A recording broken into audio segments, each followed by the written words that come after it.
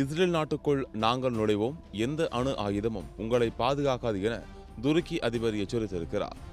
ஈரானுக்கு எதிரான போரால் ஐரோப்பிய நாடுகளின் நட்பினை வரிசையாக இஸ்ரேல் இழந்து வருகிறது. ஏற்கனவே ஸ்பெயின், இத்தாலி நாடுகள் இஸ்ரேலுடனான உறவினை முறித்துக் கொண்டுள்ள நிலையில் மற்றொரு நாடான துருக்கியும் தற்போது அந்த லிஸ்டில் இணைந்துள்ளது.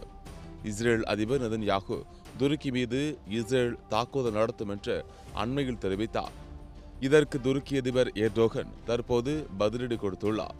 இது குறித்து அவர், நமது நாட்டை அவமதிக்கும் குழந்தை கொலையாளிகளுக்கு நான் நினைப்பூட்டுகிறேன். துருக்கி ஒரு சாதாரண நாடு அல்ல.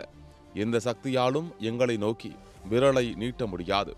அடக்குமுறையாளனை அடக்குமுறையாளன் என்றும், கொள்ளைக்காரனை கொள்ளைக்காரன் என்றும், கொலையாளிகளை கொலையாளி என்றும் நாங்கள் தொடர்ந்து அழைப்போம்.